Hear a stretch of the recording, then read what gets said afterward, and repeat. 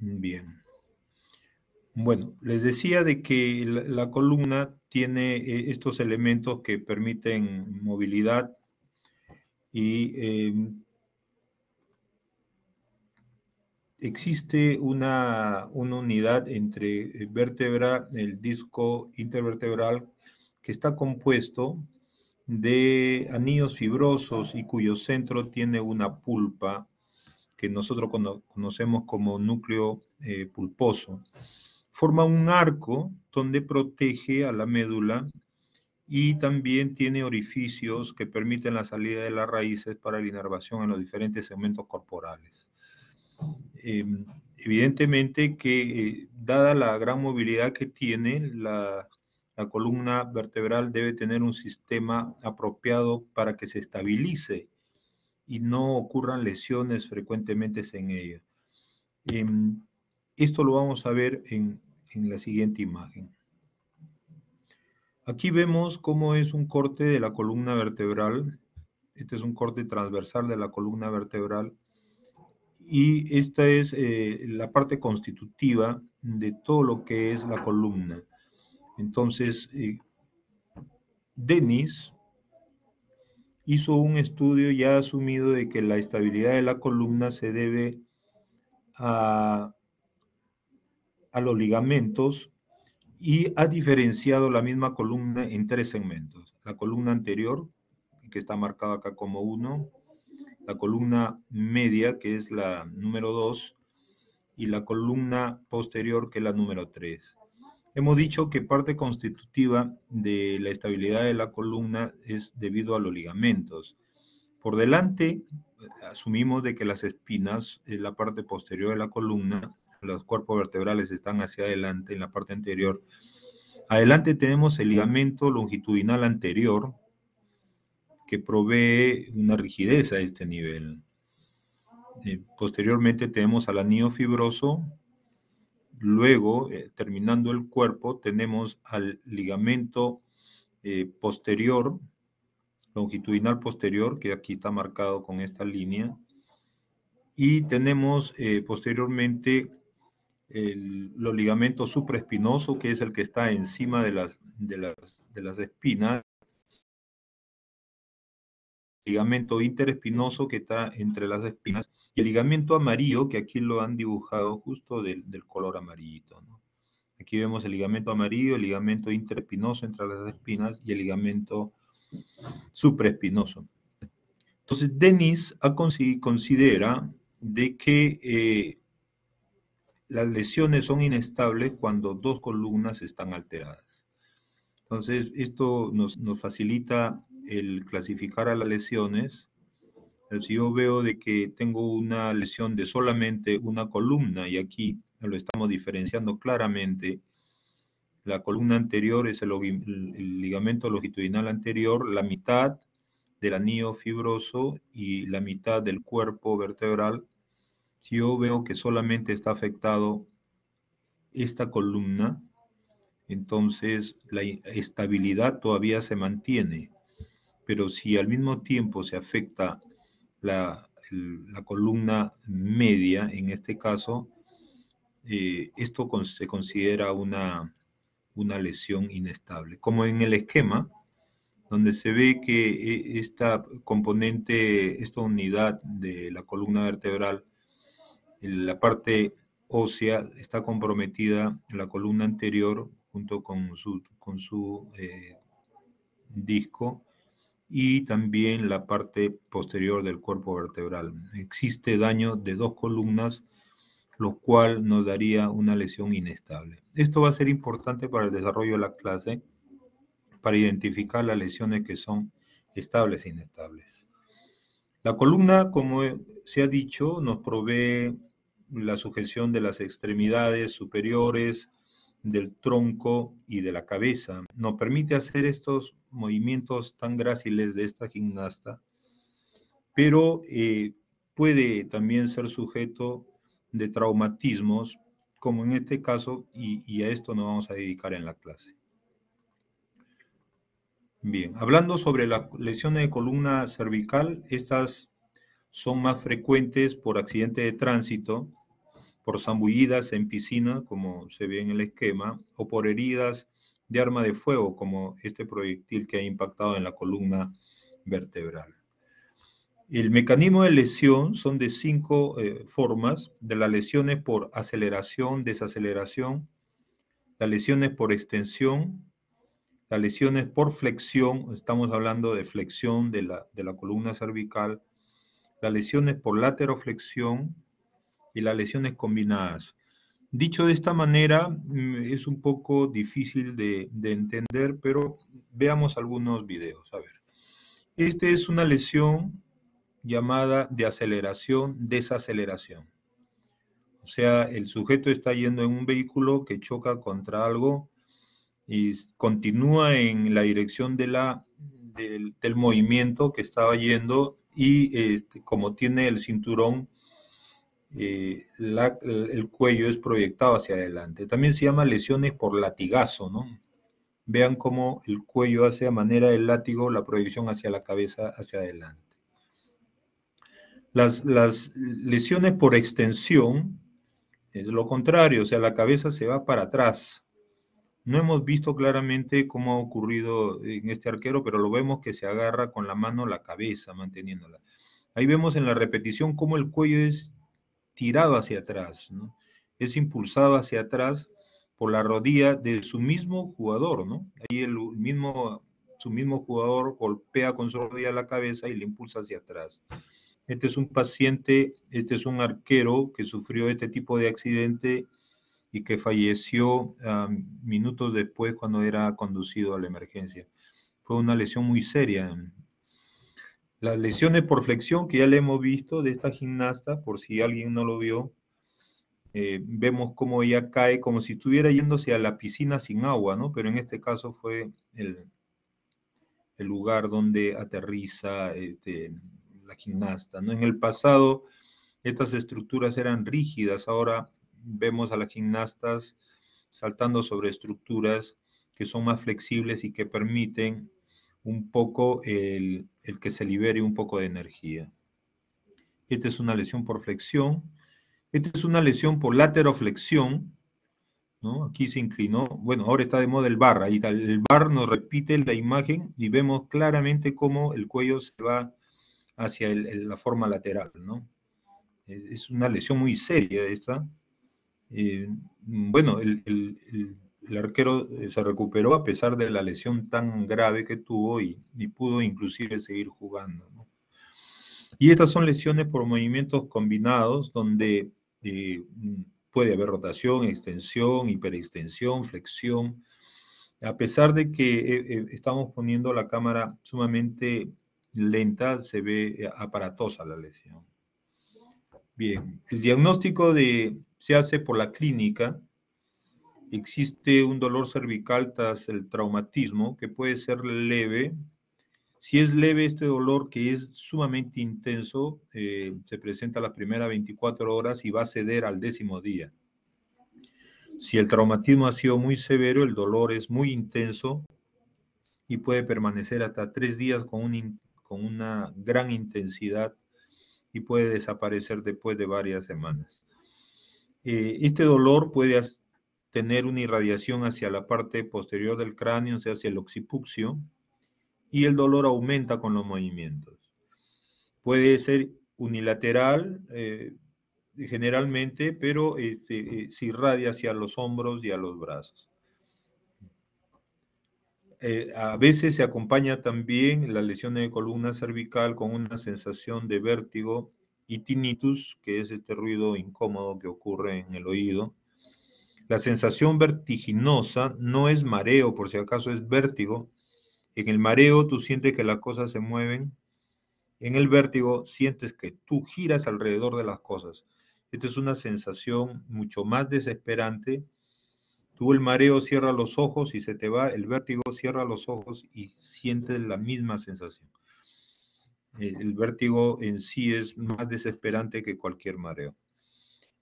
Puede ocurrir también disfagia porque al lesionarse la columna pueden instalarse hematomas retrofaringios que dan dificultades al deglutir. En la exploración clínica debemos apreciar si existe contractura del esternocleidomastoideo, del escaleno, del trapecio. Podemos encontrar dolor al palpar las apófisis espinosas y las radiografías que necesitamos son la radiografía antero-posterior y la lateral. Y podemos pedir también radiografías transorales, o sea, el paciente se toma la radiografía frontal de cráneo con la boca abierta, principalmente para ver la odontoides y la película S2.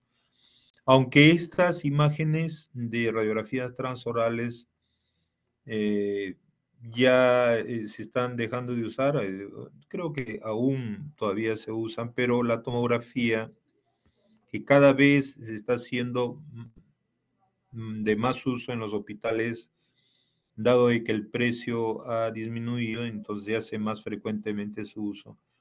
Nos permiten visualizar con mayor claridad las lesiones que ocurren a nivel de la columna cervical. Para ver las partes blandas, a veces es necesario la resonancia magnética, ¿no? Ahora, hablando de las lesiones en sí de la columna cervical, la hemos diferenciado en tres grupos: las fracturas del atlas, las fracturas del axis y las fracturas desde C3 a C7, porque tienen características diferentes. Dentro de las fracturas del atlas tenemos estas 4 tipos de fracturas. La fractura aislada del arco posterior, como ve aquí, el arco posterior, acá está la nariz, lo que es anterior, acá es posterior, acá se ve la fractura a este nivel. Esta es de las fracturas más frecuentes, pero generalmente se asocia a otras fracturas, o sea, a veces va asociada a fracturas de la parte anterior, etc. Generalmente son estables y se usa para el tratamiento un collarín simple, ¿no? La mayor parte de ellas son por compresión.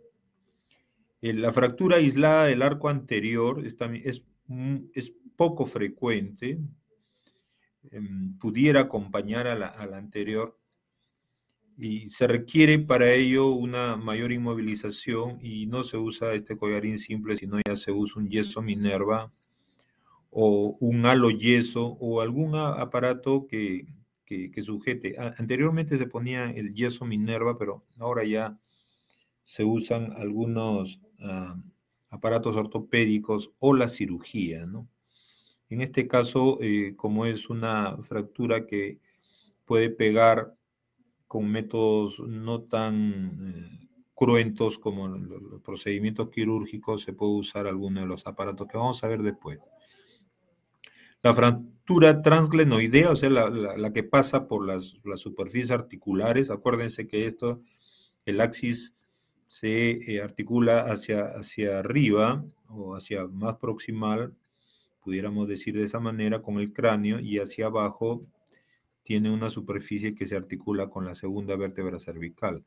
Estas fracturas ocurren a este nivel y se puede usar un collarín también para el tratamiento, ¿no?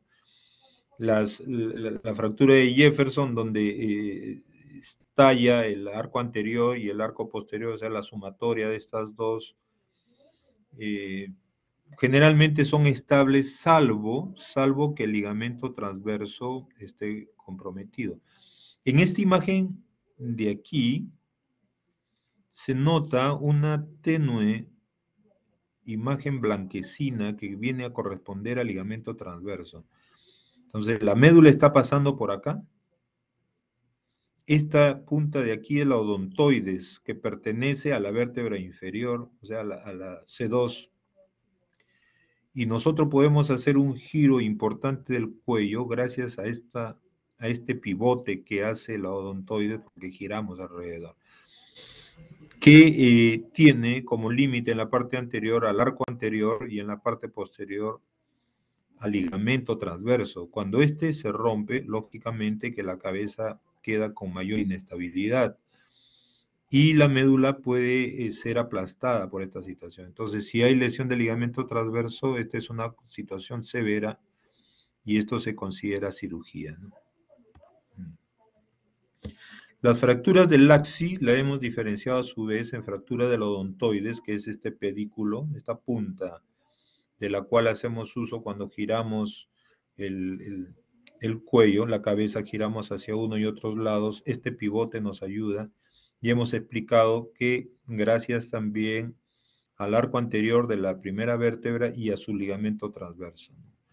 Entonces, en ciertas patologías hay lesiones de estos odontoides y esta puede ser de tres tipos. Aquella que ocurre una abulsión de la punta, aquella donde ocurre fractura justo a nivel de la base del odontoides y aquella que ocurre inmediatamente por debajo de este nivel, ¿no? De ellas, la más importante es la de tipo 2, que es el 80% de los casos de la fractura de odontoides, porque la circulación que viene, que asciende por ahí, se ve detenida o se ve interrumpida y esto puede originar un problema de necrosis avascular de la odontoides y también de una posible pseudoartrosis o falta de unión de la fractura, o sea, se fractura y no llega a pegar y esto es una situación que es de cuidado, ¿no? Entonces, la de tipo 3, que es una fractura que ocurre un poco más abajo, en la zona del tejido esponjoso, fácilmente pueden curar con un tratamiento de tipo conservadores, ¿no? Y cuando se fractura ambos pedículos del laxis, tenemos que se ensancha, como acá se ve, se ha ensanchado el canal medular, salvo que exista mucho desplazamiento, puede ocurrir lesión neurológica y el tratamiento pudiera ser también de tipo conservador, contracción e inmovilización o a veces con cuestiones de tipo quirúrgicas también. Y dentro de las fracturas de la columna cervical desde C3 a C7, acá tenemos las diferentes características que tenemos aquí una con hundimiento anterior, acá está la espina, la apófisis espinosa, como ven en el esquema, ¿no? Si no ha caído mucho, se considera una lesión estable. Ya hemos hablado sobre el principio de Dennis, donde si se ve que existe compromiso en las dos columnas es una fractura inestable y es peligrosa, ¿no? En las fracturas conminutas sí son peligrosas, puede haber lesión de tipo neurológica, necesariamente esto hay que tener cuidado, pueden quedar parapléjicos los pacientes con lesiones conminutas. El término conminuto significa a muchos fragmentos, ¿no? Puede ocurrir muchos fragmentos. Los fragmentos pueden invadir la zona posterior y pueden producir lesiones importantes de la zona medular, ¿no? La lesión en lágrima, que es esta fracturita que aparentemente es una lesión inocua, pero al ocurrir esto significa que estos dos se han golpeado, la vértebra superior con la inferior, y ha dañado el disco intervertebral y ha dañado este borde, lo cual significa que acá debe haberse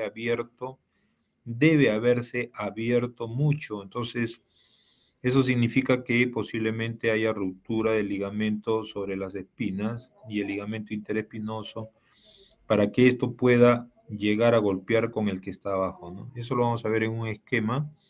Se asocia a lesiones neurológicas. Existe esta entidad que le llamamos fractura de paleador de arena, que es el arrancamiento de la apófisis espinosa por un esfuerzo, ¿no?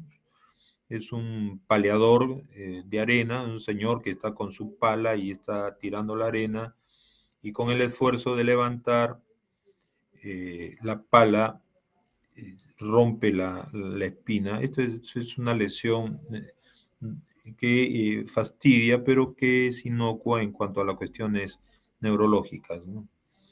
Y la del libro abierto, que es donde se abre, se ve aquí que como que se abre la boca, como que bostezara la columna en la imagen radiográfica en lateral, y eso implica que puede haber compresión medular. Acá lo vamos a ver mejor en los esquemas, ¿no? Esta es la fractura en lágrima que hemos dicho que ocurre. cuando se hiperflexiona demasiado, como ven, se ha roto el ligamento interespinoso y tenemos aquí el hecho de que hay una lesión en la columna posterior y una lesión en la columna anterior, lo cual significa que es una lesión inestable y seria, ¿no?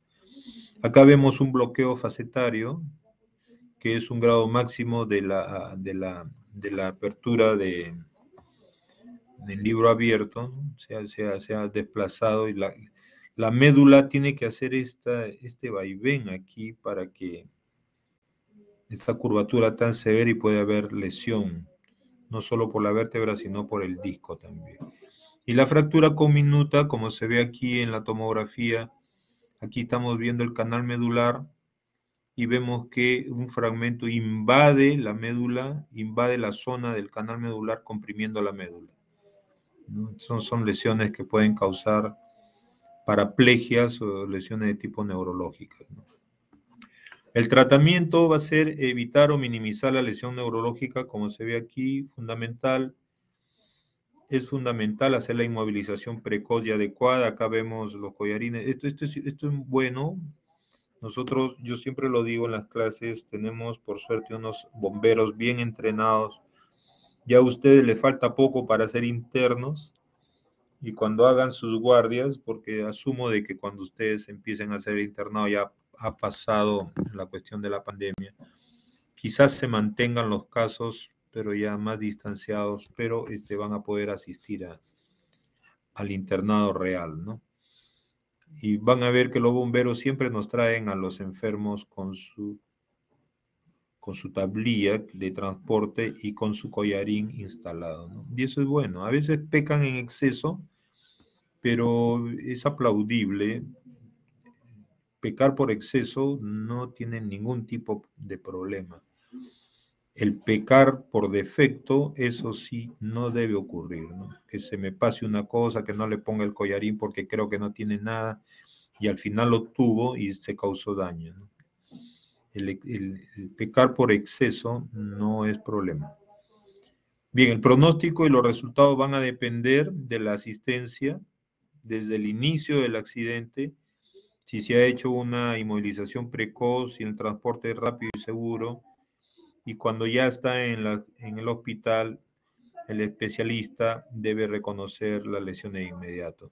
Este es un tema que lo estamos tocando en traumatología, pero las lesiones medulares las maneja el neurocirujano. Estos son los tratamientos que tenemos. Esto es lo que llaman chaleco con halotracción, ¿no? Tiene un halo aquí alrededor del cráneo que se emperna, tiene unos pernos que se meten en la piel y perforan parte de la estructura ósea, y para que yo con un dispositivo puedo hacer tracción de la cabeza, ¿no? Aquí tenemos un dispositivo que se hacía antes, se ponían unos clavitos de ahí, claro, no va a atravesar lógicamente, ¿no? Solo como unos ganchitos, como un clip que penetra la primera cortical y está jalando con un peso, ¿no? Con la intención de traccionar, de mantener el cuello traccionado. Este viene con estos dispositivos acá y como tiene anclaje aquí en el chaleco, se permite que pueda haber tracción del cuello, como en este esquema de acá. Aquí vemos los yesos Minerva. Estos eran los famosos yesos Minerva, ya muchísimos años que esto ya no se colocan. Se prefieren estos aparatos que son muchísimo mejores, más cómodos para el paciente. Y aquí vemos un procedimiento quirúrgico de estos tornillos que han sido colocados en la segunda vértebra cervical con la intención de sujetar la odontoides. O una placa con tornillo, como se ve aquí en estas lesiones de la columna cervical, ¿no? Que ya viene ya un poco más por debajo, ¿no? Estas son lesiones más desde C3 a C7, ¿no? Bien, bueno, veamos ahora lo que compete a las fracturas de la columna dorso-lumbar. Las fracturas de la columna dorso-lumbar se producen generalmente por accidente de tránsito en 45%, por caídas, precipitación, por deportes como este deporte que siempre me olvido de cómo se llama este deporte que se tira de un lado a otro, pero bueno, viene a ser casi una caída por precipitación, pero este es con conciencia, ¿no? Lo ha querido hacerlo y se ha caído de mala manera. Y por actos violentos también, ¿no? La frecuencia es, los varones, bueno, de 4 a 1. La charnela dorso-lumbar es la más frecuente. Aquí consideramos la charnela dorso-lumbar. La charnela dorso-lumbar es la zona entre D12 y L1, entre la última vértebra que tiene costilla y la primera lumbar. Esta es una zona de transición muy vulnerable a la fuerza de rotación y puede ocurrir ahí con frecuencia lesiones. Ojo con esto que puede ser pregunta de examen. La columna dorsal puede, a pesar de que son 12 vértebras dorsales, solamente es el 25% de afectación comparada con la columna lumbar, que son 5 vértebras, pero es el 75% de afección. Estamos hablando de la columna dorso-lumbar. Y esto debido a que en la columna dorsal la caja torácica permite que se mantenga un poco de estabilidad. En los ancianos, la lesión más frecuente es la lesión dorsal. Ojo con esto.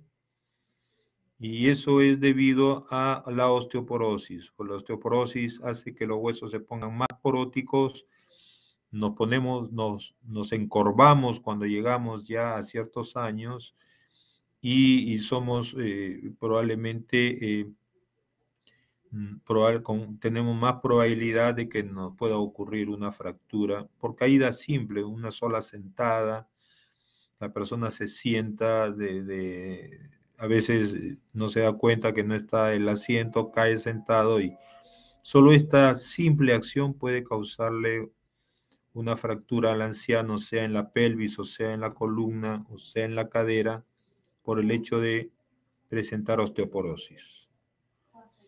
Estas son, hemos clasificado en general a la columna dorsolumbar en dos grandes grupos. Uno que son lesiones estables y las lesiones inestables. En las lesiones estables, bueno, casi va a ser una situación, las lesiones inestables de un estado de gravedad de las lesiones estables. Pero vamos a decirlas, a ver. Aquí ocurre una compresión axial, o sea, cae de altura, parado, ¿no? Y lo que tiene es que con frecuencia se aplastan las vértebras y produce una afección que se llama vértebras bicóncavas, como que se ha hecho más pronunciado, es como si viéramos una especie de relojito de arena, una cosa así. No vemos los rectángulos, sino que vemos como un relojito de arena, pero de centro ancho, ¿no? No existe lesión ligamentaria y la lesión neurológica es rara, a pesar de que pudiéramos tener aquí compromiso de la vértebra, pero no existe lesiones de tipo ligamentarias aquí. Tenemos también el caso de que una lesión estable por flexión, solo la columna anterior como que se ha aplastado. Y aquí nos da unos datos para diferenciarlo de la lesión donde también existe flexión, pero que es inestable. Aquí consideran de que si la angulación que se da es menor de 10 grados o la pérdida de altura es menor del 40%, o sea, yo mido la vértebra anterior y mide 5 centímetros, por decir, y mido la parte anterior de la vértebra que está lesionada y mide 2.5 centímetros, o sea, tiene el 50% de esta, yo considero que es inestable. Entonces, pero si esto de acá yo lo mido y mide 5 centímetros la normal y acá mide 4, entonces la pérdida solamente es del 20%, entonces eso se considera una lesión estable. Ojo estos porcentajes. Cuando la pérdida de altura es más del 50%, se considera lesión inestable. Y eso lo vamos a ver a continuación después. Bueno, hay otro tipo de fracturas en los cuales no hay compromiso de la zona medular, solo son las espinas que se han lesionado. Yo me acuerdo que Neymar, creo que en el mundial que hubo en su país, tuvo una lesión de la columna, me parece que fue una de las apófisis transversas, no sé si fue una apófisis transversa o una apófisis espinosa por un golpe que tuvo, que lo dejó, en la banca, o lo sacaron inclusive de la banca, ya no pudo seguir jugando, creo, 2 partidos antes de la finalización, o 3. También se puede producir por contracciones bruscas, ¿no? Una contracción brusca. Puede ocurrirse también por traumatismo directo, golpes, proyectiles. Las lesiones inestables, en cambio, aquí sí se ven claramente lo que nos dice Denis, ¿no? Aquí, por ejemplo, esta es una fractura conminuta de la vértebra, ha estallado, se ha afectado parte de la columna anterior, de la columna media, e inclusive puede también afectar la columna posterior de, de, de este segmento vertebral, ¿no? Ya hemos dicho de que Denis lo divide en 3 columnas, anterior, media y posterior. Ya hemos explicado al inicio. Las lesiones, las manifestaciones clínicas van a depender del lugar donde está siendo afectado, ¿no? Mientras más alta la lesión, o sea, si la lesión es dorsal, evidentemente que me va a producir más problemas neurológicos de aquellas que están más hacia la zona del sacro. Eso es lo que explica aquí, ¿no? ¿No? Las dorsales te dan más sintomatología que las lumbares, lógicamente. Y tenemos también esta por flexión y rotación, le llaman fractura por rebanada, ¿no? Donde se ha roto las 3 columnas, ¿no? Se ha roto el ligamento interespinoso, el ligamento amarillo, el ligamento supraespinoso. Hay una especie de subluxación en las articulaciones interapofisiarias y hay una fractura de la vértebra, ¿no? Que va desde atrás hacia adelante, perdón. Y por último, las fracturas que ocurren por el cinturón de seguridad. Esto ocurre en los cinturones de seguridad antiguos, ¿no? Anteriormente los cinturones solo agarraban las piernas, ahora tenemos un cinturón que agarra en 2 puntos, ¿no? Que nos cruza el pecho y nos agarra las piernas, pero a excepción muchas veces en muchos autos, el asiento que va en el medio de la fila posterior, de la segunda fila, muchas veces no tiene este aditamento que cruza el pecho, y evidentemente si hay un accidente van a quedar atrapadas las piernas por el cinturón, pero con la velocidad y la inercia que va la persona puede ocurrir este tipo de fractura, que es una fractura por distracción, ¿no? Ocurre una especie de flexión intensa del latigazo hacia adelante, ¿no? Eso puede ocurrir en el cuello, el latigazo, pero en las piernas, si están atrapadas, va a ocurrir que se distraiga la zona de la columna dorsolumbar y pueden ocurrir este tipo de fracturas. Empieza en la columna posterior, empieza atrás con los ligamentos y se va abriendo todo, ¿no? Esto es una fractura por el cinturón, frecuentes por el cinturón de seguridad. Bien. Bueno, ¿qué debemos hacer? Debemos sospechar en todos los pacientes politraumatizados. Ayer ya hicieron la clase de politraumatizados.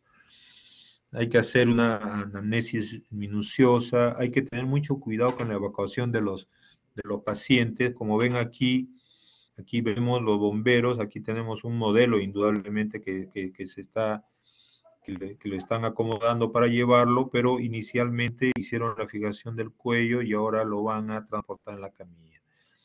Entonces hay que hacer una exploración inicial lo más rápido posible, sin mover demasiado a la persona afectada.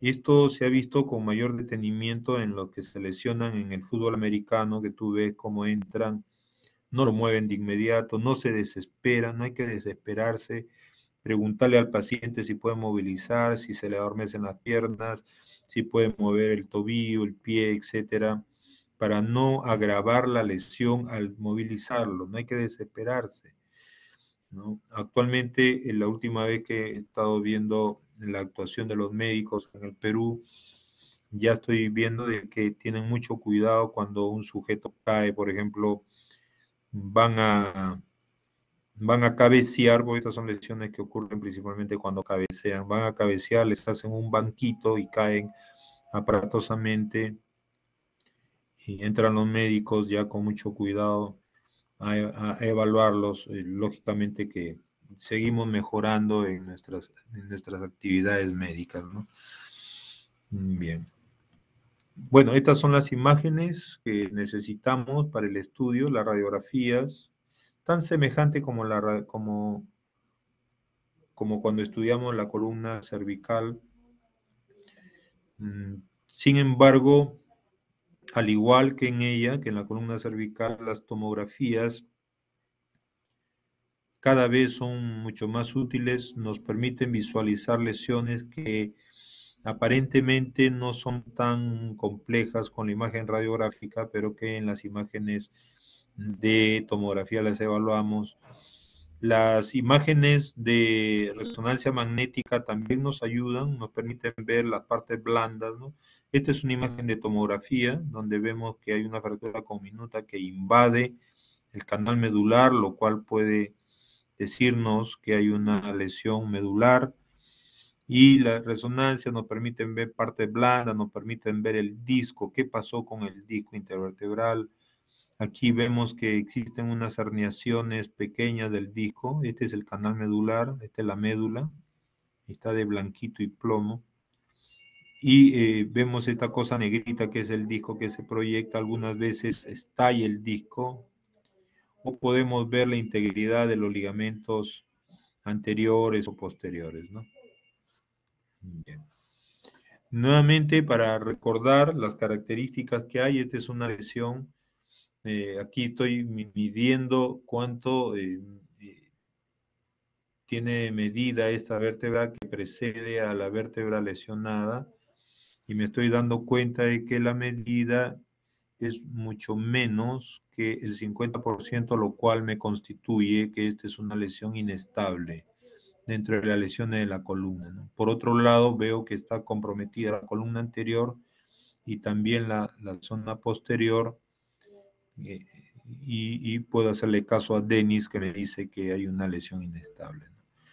En algunos casos, lo que ocurre en estas lesiones que son potencialmente serias con el desplazamiento, yo veo la imagen radiográfica y debo imaginarme lo que está ocurriendo en el organismo, ¿no? Esta lesión tan seria, donde se ha roto desde el ligamento superespinoso, interespinoso, el ligamento amarillo, se han luxado las carías articulares, las articulaciones interapofisiarias, hay lesión en el disco, hay lesión del ligamento posterior, longitudinal posterior, y también del ligamento longitudinal anterior, lesiones muy serias que son realmente lesiones inestables.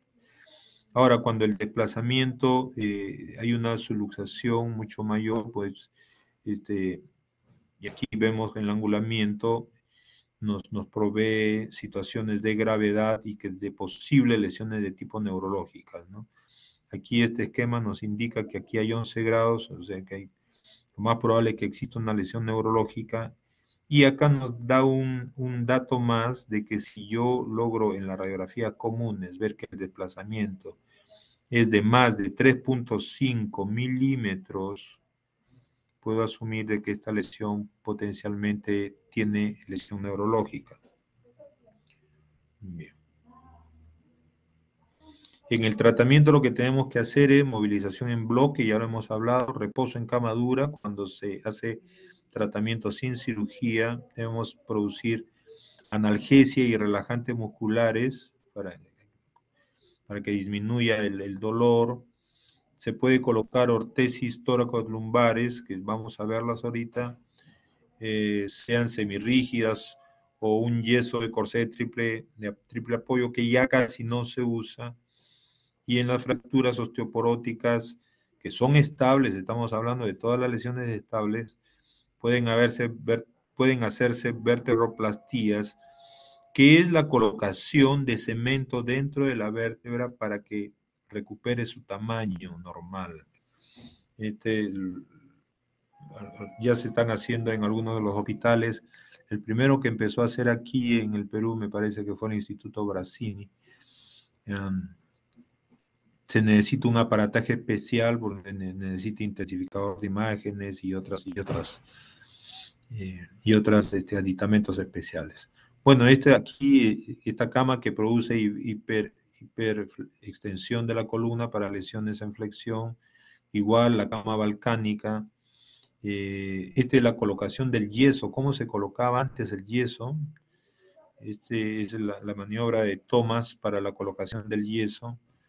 Era muy incómodo, se tenía que buscar a 3 o 4 traumatólogos para poder poner el yeso rápidamente antes de que el paciente ya no soporte esta posición. Miren la posición en la que tenía que estar para la colocación del yeso. Y ya no lo hacemos, ya hace muchos años. Se usan estos ortésicos que son mucho mejores, son más prácticos, se pueden acomodar al paciente. Cuando colocábamos yesos, a veces se colocaba bien el yeso adecuado, pero el paciente decía, cuando como, me duele la barriga porque el yeso no se estira, lógicamente. Y cuando a veces lo poníamos un poquito más suelto, el paciente se le caía. Entonces, era un poco complicado hacer esto, ¿no? En algunos pacientes, dados los tipos de lesiones, hay que colocar placas y tornillos que se pueden colocar sea por la parte posterior o sea la parte anterior también, ¿no? Para esto se necesita cierta destreza para la colocación de los implantes. La complicación que tenemos es trombosis venosa profunda en ambos, infecciones urinarias y respiratorias, úlceras por decúbito y deformidades, ¿no? Bien, esto no lo vamos a ver. Con respecto a las lesiones de pelvis, es bueno hacer un pequeño repaso.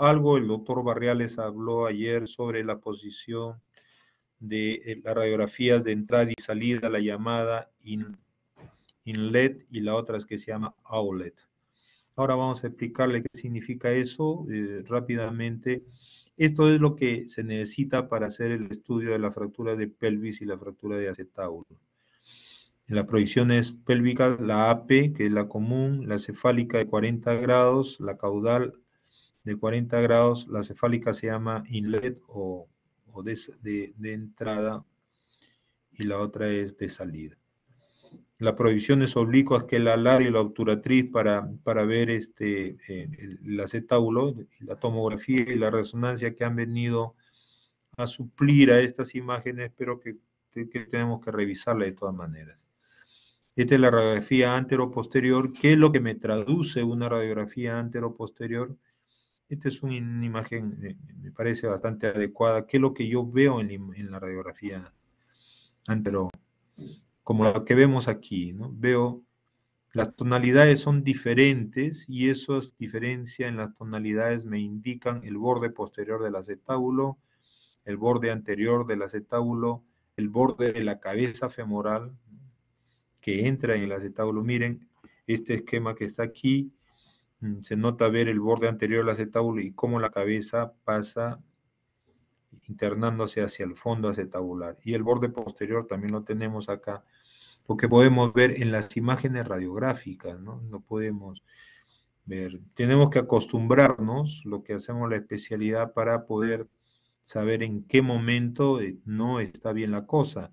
Como en esta radiografía, ¿no? Yo veo aquí el fondo acetabular, veo la cabeza femoral que no está congruente con el fondo acetabular, veo una espícula acá que parece un espolón, entonces yo tengo aquí una subluxación, podría decir inclusive luxación de la cabeza femoral, con un fragmento acá. Debo asumir de que parte del acetábulo se ha roto y por eso ya no es competente el acetábulo, la cabeza escapa a él y hay un fragmento también, ¿no? Entonces, con la experiencia uno va sacando esos datos. Esta es la radiografía de entrada. Miren, el foco se pone a 40 grados y se pone hacia la zona de la cabeza.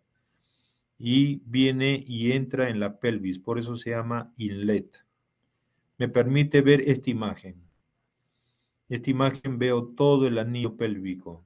Todo el anillo pélvico veo en esta imagen. Veo el sacro y veo las articulaciones sacroiliacas y adelante veo el pubis. Me da la representación de esta. Y la radiografía outlet o de salida va hacia los pies, caudal también la llaman, y con inclinación de 40 grados hacia la pelvis. Y me muestra esta imagen que parece un murciélago. Acá veo los ojitos del murciélago, las alas del murciélago, pero veo claramente la articulación sacroiliaca y los orificios de conjunción del sacro, ¿no?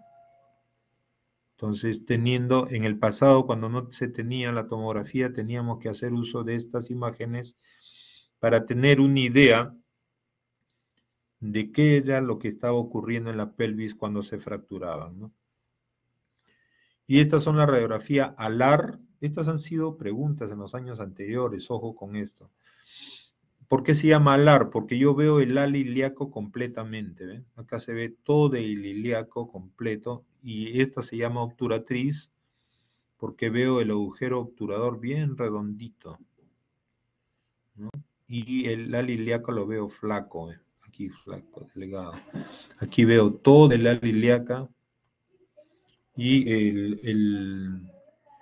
¿qué me permite ver esto? Me permite ver lo que acá muestra, ¿no? La columna posterior y en el otro la columna anterior. Del acetábulo. Ahora vamos a explicar por qué. Aquí el foco de la radiografía alar, en los dos el foco va hacia la zona que está lesionada, lógicamente. Yo no voy a tomar la que está sana. En los dos el foco está lesionado, pero acá se levanta la cadera sana a 45 grados. Y en la obturatriz se levanta la cadera enferma a 45 grados. Y eso me da estas diferentes imágenes, ¿no? La primera imagen que tomo es la donde no levanto nada, y esa se llama anteroposterior, que vendría a ser la imagen que vimos al comienzo. Esta es una imagen anteroposterior, las dos caderas están apoyadas. En cambio, en la radiografía alar, apoyo la enferma, levanto la sana, el foco está en la enferma siempre, y aquí levanto la enferma y me da esta imagen de acá. Bien. Bueno, recordar que la pelvis es la unión de tres huesos, ¿no? Del sacro y de ambos ilíacos. Es importante saber que existen las articulaciones sacroiliacas y que existen unos ligamentos que la sujetan. Si ustedes se dan cuenta, la articulación sacroiliaca es casi vertical. Entonces, ¿cómo es posible que cargue tanto peso, ¿no? Porque está cargando toda la columna y todo lo que sujeta la columna. Y a pesar de que es media vertical, eso gracias a estos grandes ligamentos. Hacia adelante, por la sínfisis pubiana también se sujetan, ¿no? Estos ligamentos son muy importantes. Entonces tenemos un anillo, por eso se llama anillo, esto es un anillo, anillo pélvico, ¿no? Y en cuanto al acetábulo, es como una especie de cubito, es un cubo, tiene un techo, tiene una pared anterior, una pared posterior, tiene un piso que está sin llenar, ¿no? Está vacío, tiene este lado donde entra la cabeza que también es como una cuevita, ¿no? Viene a conformar el acetábulo, está localizado en dos columnas grandes en forma de Y invertida. Acá está el acetábulo, ¿no? Y aquí vemos claramente lo que nos está mostrando, la columna anterior y la columna posterior del acetábulo, ¿no? Esto que se ve aquí de violeta es el isquion, donde uno está sentado en estos momentos. Entonces yo tengo una pared anterior, tengo una pared posterior que tiene, también le llamamos labio posterior, labio anterior, y tiene un techo. Y el fondo del acetábulo donde está también la inserción del ligamento redondo. En el piso hay ligamentos y este lado de acá está vacío porque ahí permite la entrada de la cabeza femoral. Bien. Bueno, las lesiones de pelvis se producen evidentemente por cuestiones de alta energía, como los accidentes de tránsito, ¿no? Este es un señor que parece que no se dio cuenta que el semáforo estaba en rojo, ¿no? La moto sí está bien pasando, pero este carro está distraído a tal extremo que inclusive hasta se choca con el muro. Hay conductores que a veces están hablando por teléfono o están con el celular en la mano o con cualquier distracción, pueden ocurrir este tipo, ¿no? De este señor que pasa en la moto, asumiendo, él está en verde, lógicamente el carro tuvo el problema aquí. Bien, en cuanto a la fractura de acetábulo, son 5% de la patología fracturaria, pero tiene una gran mortalidad, ¿no? El 20% de los que se fracturan acetábulos pueden morir. Ocurren por traumatismo directo en la zona trocantérica o por una fuerza que se transmite por el miembro inferior hasta llegar a la cadera, como en los que sufren accidente de tránsito cuando están en el vehículo, ¿no? La rodilla choca contra el panel y la fuerza se transmite desde la rodilla por el fémur, llega a la cabeza femoral que rompe el acetábulo y lo fractura. Aquí tenemos, según la posición de la extremidad en el momento del accidente, tenemos las diferentes formas de romperse, ¿no? Si estaba en rotación externa, o sea, con las piernas un poco rotadas hacia afuera o abiertas, se puede romper la columna anterior o puede haber fractura del fondo del acetábulo. Y si estaban en rotación interna y con las piernas cruzadas, puede haber ruptura de la columna posterior o del fondo acetabular también. La cadera puede romper, perdón, en la zona superior. Cuando están las piernas abiertas, puede romperse en la zona interior, perdón.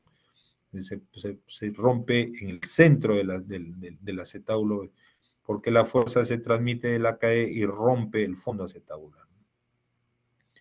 Bien, esta es la clasificación de Judet and Letourneau, que lo agrupa en dos grupos, las fracturas simples y las fracturas asociadas. O sea, en las fracturas simples vamos a ver aquí que existe fractura. Es muy simple la clasificación de Letourneau. Dice de la pared posterior, este es de la columna posterior. También tengo de la pared anterior y también tengo fractura de la columna anterior. Este es el pubis, es anterior, este es el isquion, es posterior. También tengo fracturas transversas, ¿no? Fracturas en las cuales hay una T. Puedo también tener fracturas, estas ya son las fracturas más complejas, ¿no? Las fracturas en donde se rompe la pared con la columna, la pared posterior y la columna posterior. Aquí tengo la fractura de la pared posterior con una transversa. Son asociaciones que podemos tener. Aquí se han roto en forma de T, o puede haber fractura de ambas columnas, ¿no? De la columna anterior y de la columna posterior.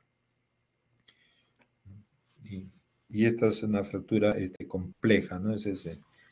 Bien, recordar que Mata hace mucho tiempo diseñó esta regla, nos enseñó esta regla según sus estudios, que él decía que si yo marco una vertical que pasa por el centro de la cabeza femoral y desde el centro de la cabeza femoral marco una línea que pasa por la fractura, aquí está la fractura, si este ángulo tiene 45 grados, si es más de 45 grados el ángulo, significa que no es quirúrgico. Por ejemplo, aquí este ángulo, la vertical, y yo mido, la medida de este ángulo da 60 grados, según Mata, esto no sería quirúrgico, siempre y cuando lo veo en dos imágenes. En dos imágenes, o en tres imágenes veo que se mantiene esta diferencia, entonces asumo que aquí la veo en una, en dos, aquí hay otra imagen y logro ver de que ha variado los grados, acá tiene 50 grados, acá es 65, pero sigue siendo estable, porque todas las que tienen más de 45 grados son estables. Por lo tanto, pueden ser manejadas de tipo no quirúrgico.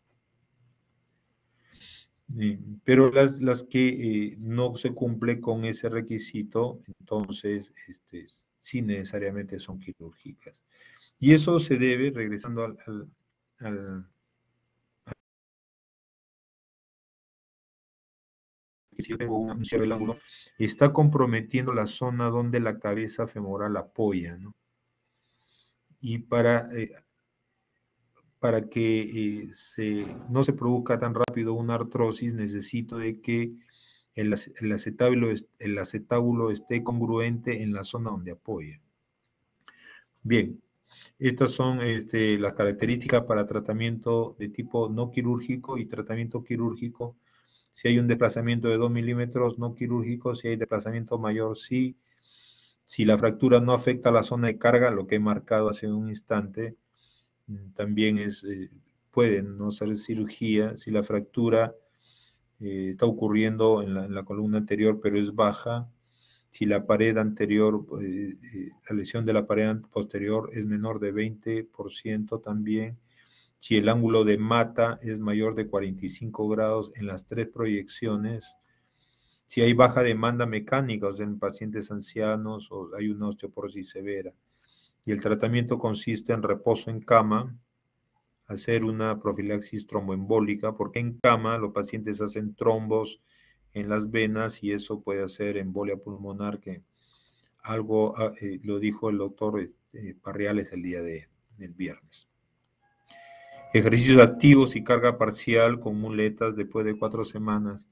Y en el quirúrgico, si no ocurre estas cuestiones, si hay subluxación o luxación femoral, si hay un fragmento intraarticular, y la cirugía de preferencia hacerla entre el 5º y 7º día, y se debe de tener un cirujano experto en este tipo de actividades, porque los abordajes no son tan simples.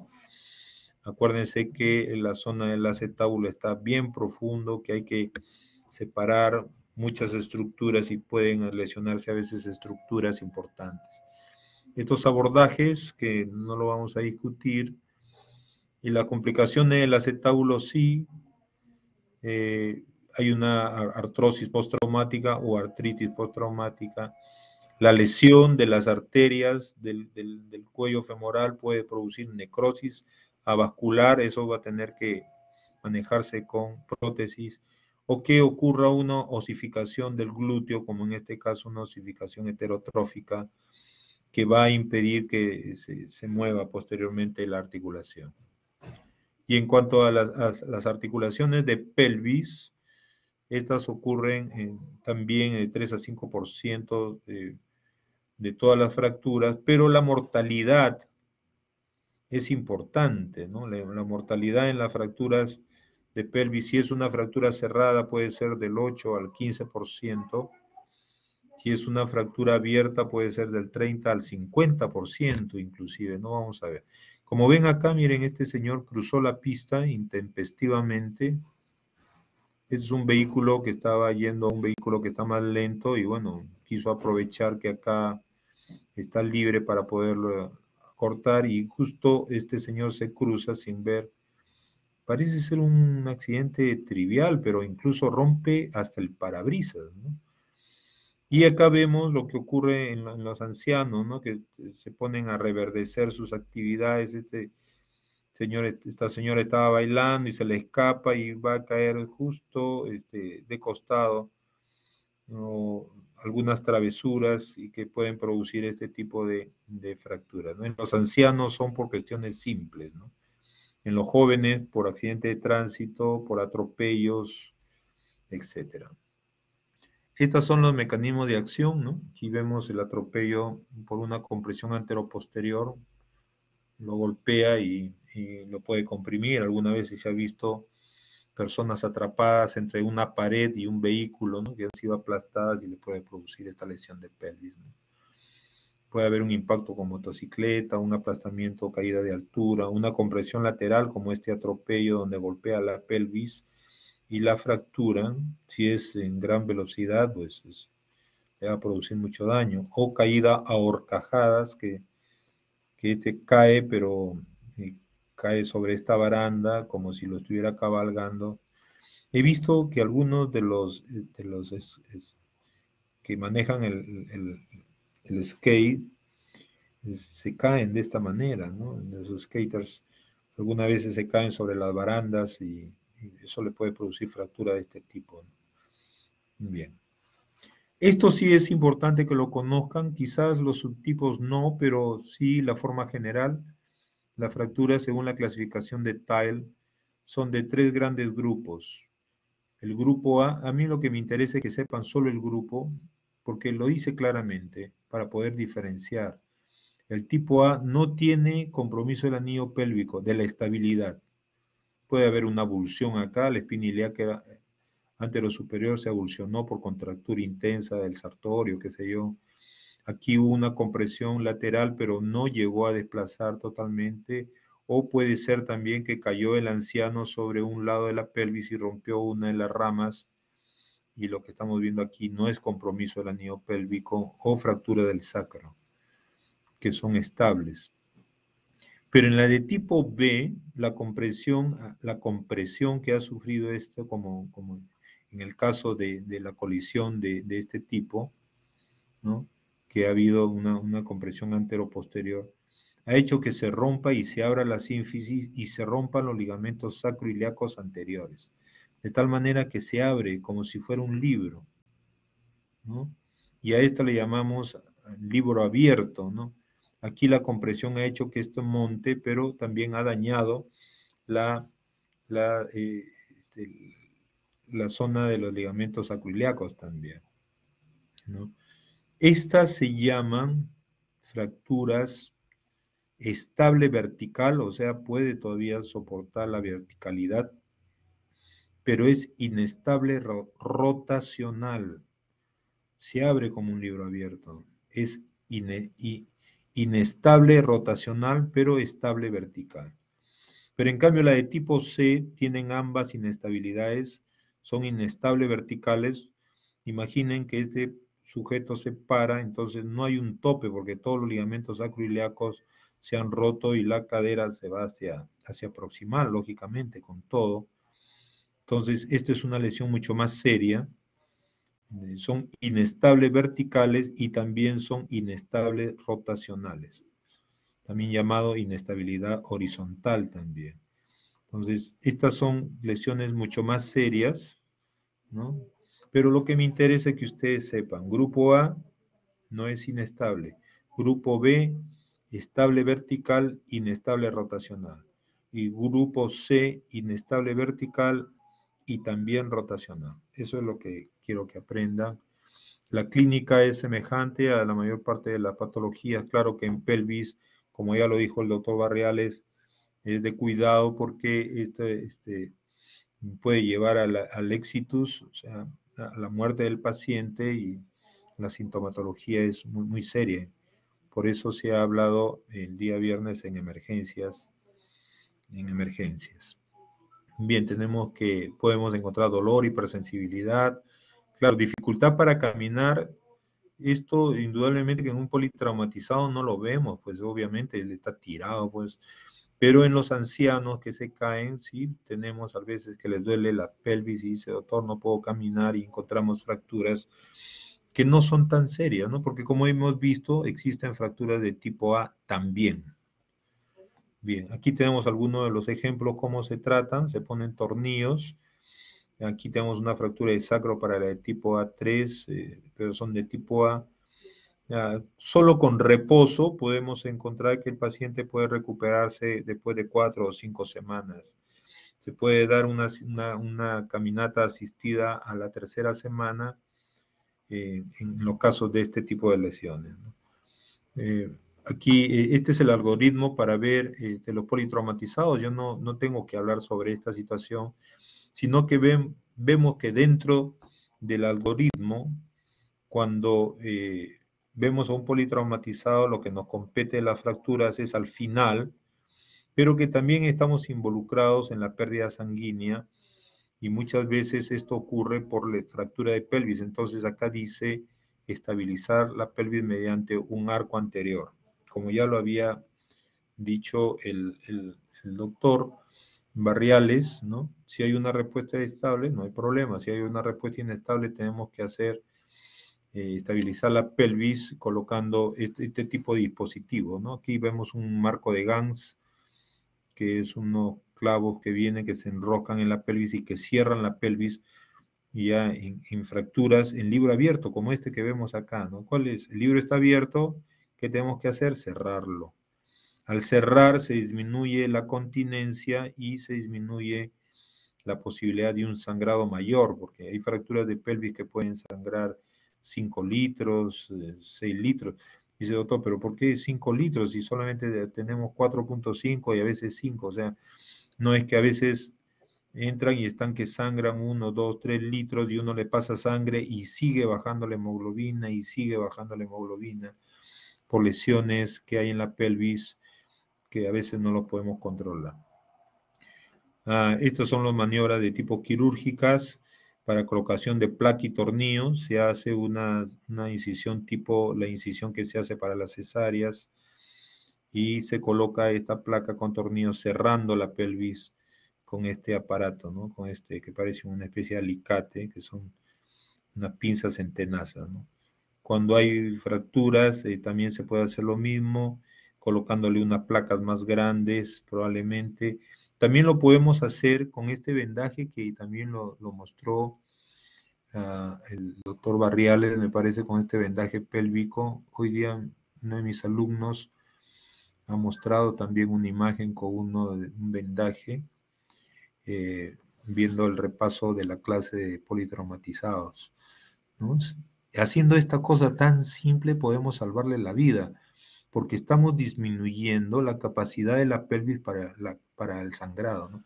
Podemos poner fijadores externos, como se ve aquí, se le ha puesto un fijador externo que se ancla en las alas de la pelvis y se cierra con un marco externo, ¿no? Como se ve acá, ¿no? Este es un fijador externo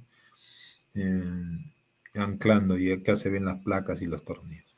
Bueno, para otro tipo de lesiones, por ejemplo, para la de tipo C, tenemos que estabilizar ya la articulación sacroiliaca y a veces lo hacemos con placa y tornillos, como en este caso. A veces lo hacemos con tornillos sacroiliacos, como en esta imagen que se ve aquí. Esta es una fractura muy seria y sangra mucho a veces.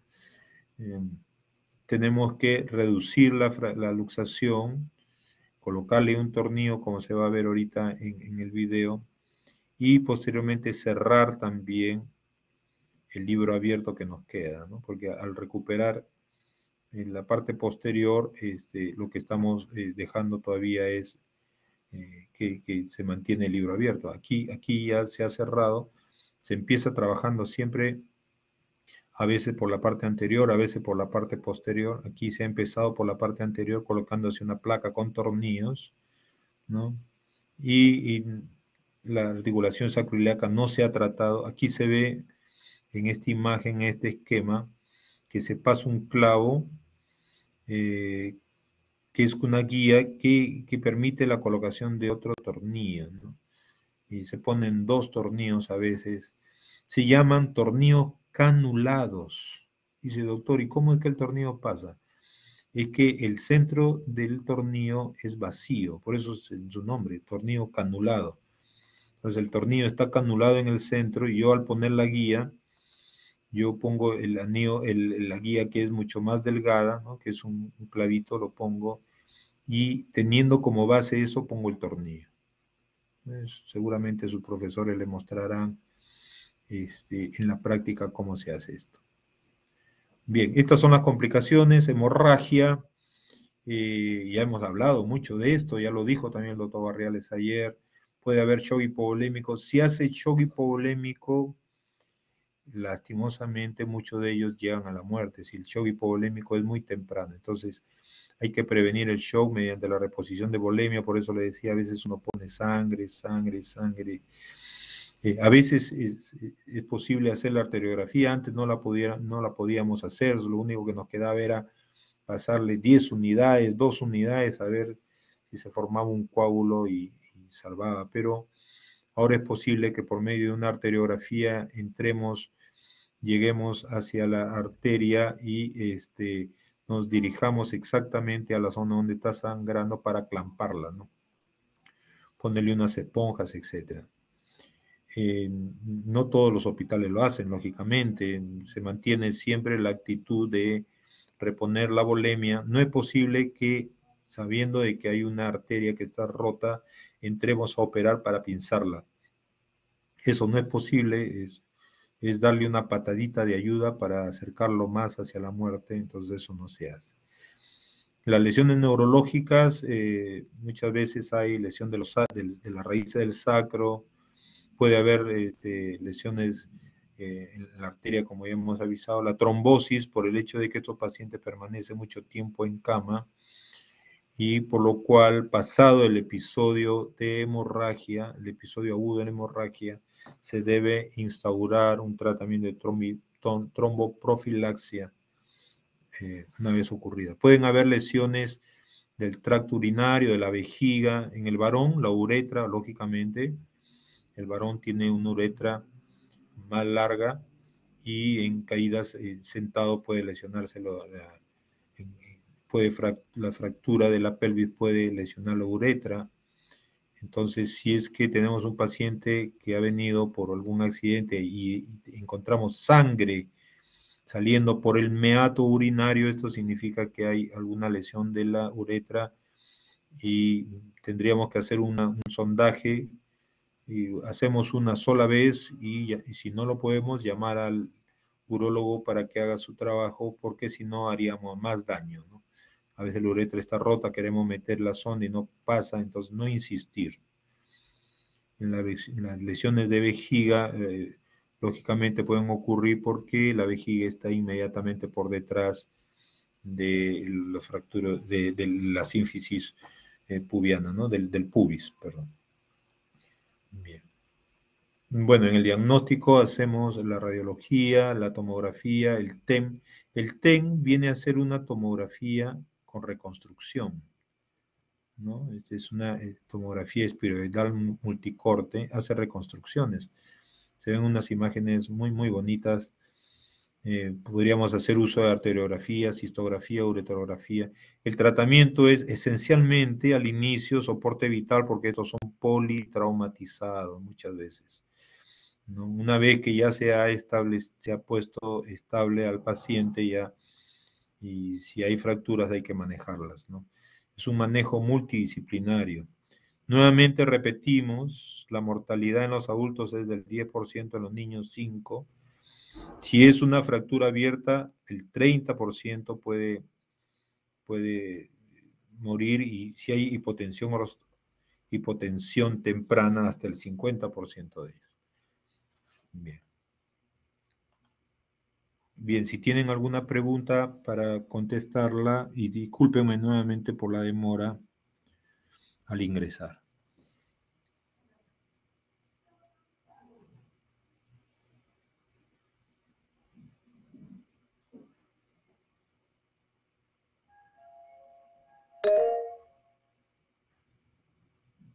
Puede hacer las preguntas el que desee, lo escucho. Si no hay Doctor, preguntas, una a consulta. ver. ¿Me escucha? Lo Sí, que le escucho, sucede, le escucho. un caso bien rápido. Lo que sucede es que, por ejemplo, mi mamá años tuvo una caída del tercer piso y parece que tuvo se le, ¿cómo había mencionado usted?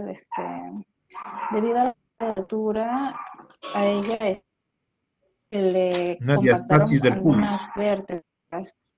Ah, se compactaron No, algunas las vértebras. vértebras, la verdad es, Ya. sí, sí, y le estaban diciendo de que podía hacer este tratamiento como fisioterapia, a pesar de que ya pasó el tiempo, ¿no? Pero ella me dice que es muy doloroso y quería saber, ¿no? Si ella ahora puede hacer sus actividades normales, ¿no? Puede caminar, puede, hasta a veces se va a la playa a caminar, ¿no? Para distraerse y todo, pero a veces tiene mucho dolor.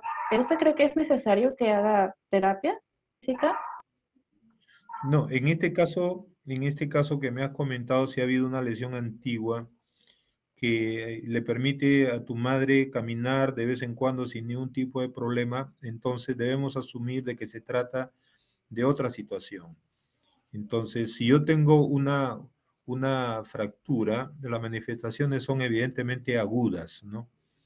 Si yo tengo un periodo en el cual ya no tengo mayor molestia, entonces significa que a pesar de que pude haber tenido fractura o tuve fractura, si es que se comprobó por medio de una radiografía o por medio de cualquier examen que hayan hecho, esta ya curó y curó aparentemente de una forma bastante aceptable que le permite a tu mamá hacer una actividad relativamente normal. Pero entonces, ¿por qué es que duele? Porque el dolor a nivel de la columna o el dolor a nivel de la espalda no necesariamente implica una lesión de tipo vertebral. Si es una cuestión que se presenta de forma crónica, se presenta, hay días que molesta, desaparece y vuelve a presentarse de diferentes situaciones. Puede tratarse de Sí, contracturas doctora, por eso. actividad física repentina. Ejemplo, no hago natación durante el año, me voy a nadar y lógicamente por esa actividad me duele. Entonces, esta cuestión no tiene que ver con la fractura, esta tiene que ver con la actividad previa. Entonces, son contracturas musculares que van a pasar. Entonces, hay que tratar solamente de saber que no podemos salirnos del ritmo. ¿A qué me refiero?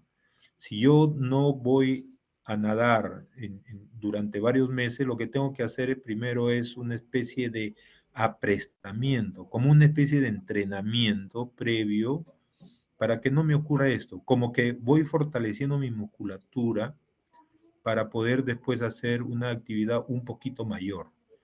Entonces, el hecho del dolor en personas que tienen una brusca actividad muscular se debe lógicamente a que esta musculatura se ha habido sometida a un intenso trabajo, inclusive en estas situaciones puede haber eliminación del ácido láctico porque el músculo entra en el sistema, aprovecha para producir energía produciendo ácido láctico, o sea, hace la cadena corta, donde no produce agua ni CO2, sino produce ácido láctico, y el ácido láctico es irritativo de la fibra muscular y hay gente que posteriormente a estas actividades presenta mucho dolor.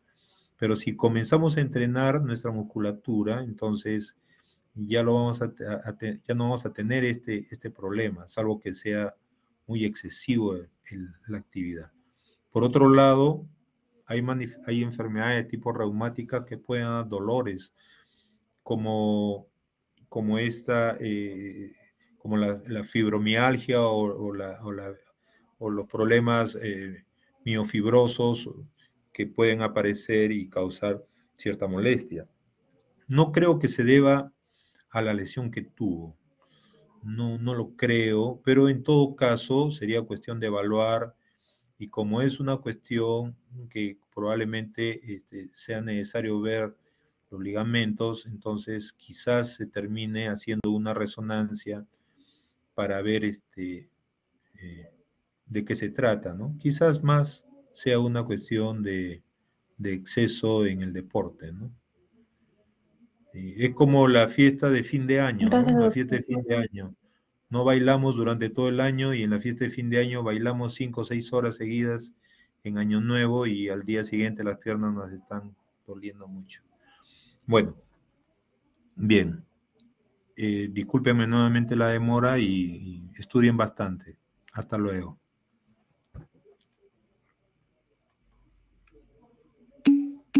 Gracias, doctor. Gracias, gracias a todos ustedes. Gracias.